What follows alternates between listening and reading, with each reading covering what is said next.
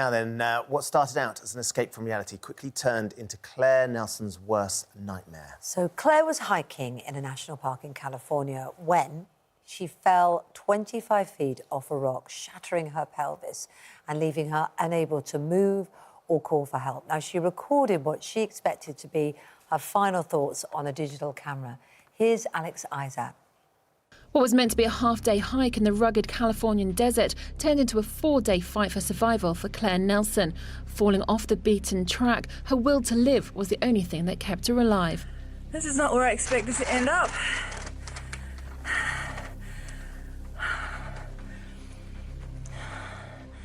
With a shattered pelvis. In the desert. All alone and far from help. I might die here and I'm really scared. With 40-degree scorching heat, by day 2 her reserves were used up. I'm dehydrated. This is the colour of what I'm drinking. Night time was terrifying, but she wasn't giving up. There's still hope if I just... But another day and night would pass before anyone would even know she was missing. Day 4, she tries to stay strong. This heat is trying to get to me. I won't let it. Little did she know her friends had noticed her lack of social media and called the park rangers. Claire was finally found. Her terrifying ordeal was over. Alex Isaac, Good Morning Britain. Gosh, it's just extraordinary. Goodness. Claire joins us now. It's lovely to see you looking so well and so happy and hydrated. Yeah. So I mean, we should point out, you recorded those, you were rationing your phone battery use or your digital camera use. Digital camera. Digital camera, so it lasted a little bit longer, which is why you were able to record some of those things. How do you feel, because they were actually the messages you recorded, how do you feel watching them back now, Claire? It's a little uncomfortable, I think because I'm still feeling like it's something I'm watching, like it's a movie, I'm still quite detached from it, but it does remind me of the fear that I was feeling and how much pain I was in. So I don't enjoy watching them, but at the same time, I think it's important for me to have that and almost to help me process what I went through. So you were out there at all, you were in California at all, because you were living a busy, successful, kind of yuppie, for want of a better word, life. That's old school, isn't it? And thought, right, I shall get myself away, get some perspective, take some time out. And we're doing this wonderful trail in California, and then slightly lost your way.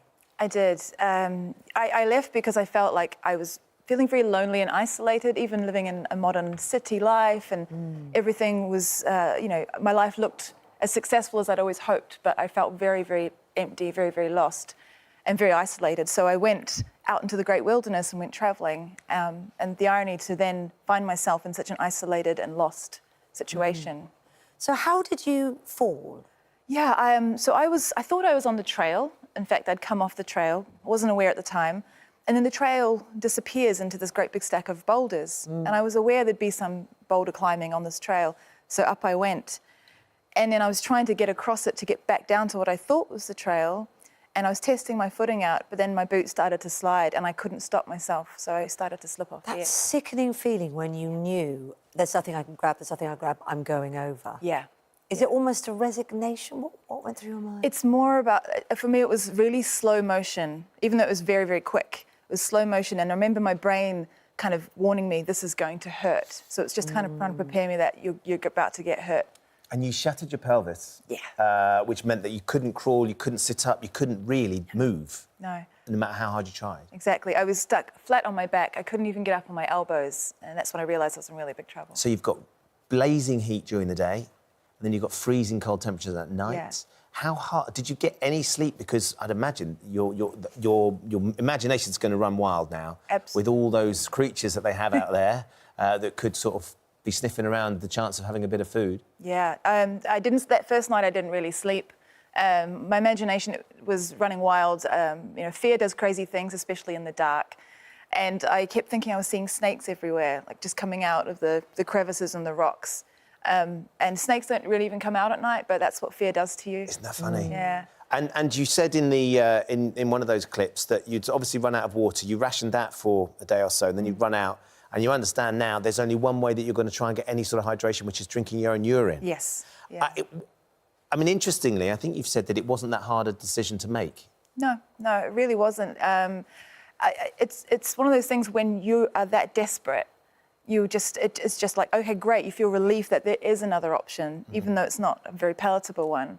You just think, great, there's something else that's going to keep me going. It is a miracle that you were found, really. You were off the trail. You were kind of slightly hidden in that crevice, which was great for shade on one level, but made it harder to find. Yeah. Did you have a moment when you thought, this is it, I'm not going to be found? When I first landed and realised how dire the situation was, that I had no phone signal and I hadn't told anyone where I was going, the reality that I might not be found was very much there, but I kind of put it into the back of my mind. But on that third night, I think I reached that point where I thought I need to accept that this might be it for me. Yeah. And I allowed myself to just, sink into this kind of moment of, all right, let's just make peace with this now. And it was a very calm moment. So you're thankfully okay. I mean, you had severe injuries for a long time, didn't you? And had to use a wheelchair for a while. Yeah. How has it changed you? Because you went to seek some space and some meaning and to get your priorities shifted.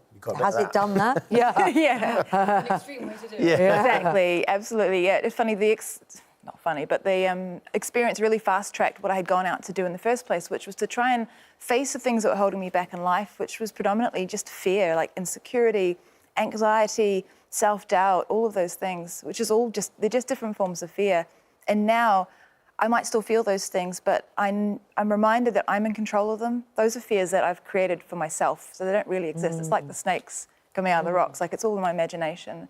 So I can allow myself to take back control and just empower on through. So you feel like you can control your fear now, and by controlling your fear, you can achieve whatever you put your mind to. Exactly. Yeah. Do your family let you go hiking alone now? Oh, they go, we want to know where you are. You need to check in. I do still hike alone, but I always tell at least 2 people where I'm going now. Yeah. There was the irony to this, of course, is one of the things you'd said was while you're lying there, you're thinking how much time you'd wasted on social media, all that time spinning through Instagram, all that time sort of not really doing what you wanted to do. And actually, it was your lack of posting on Instagram, particularly, that alerted your friends that something had gone wrong. Yeah, I know. It's a little bit embarrassing, but at the same time, I guess it just goes to show that I let social media become my main connection with people. Wow. And in that way, I was able to curate my life, make myself look like I was more successful or happier than I was. And in the end, that did save my life, but perhaps I should have had more lines of communication. If you'd phoned them and talked to them before and told them, that would have been as good, Exactly. wouldn't it? Well, look, you've written the book, Things I Learned from Falling, which everybody can read this extraordinary story. Absolutely. Really thrilled that you're here to tell us all about it and you. live through it, and hopefully that will help some other people as well. I'd hope so. Lovely to meet you. Thanks. Thank you.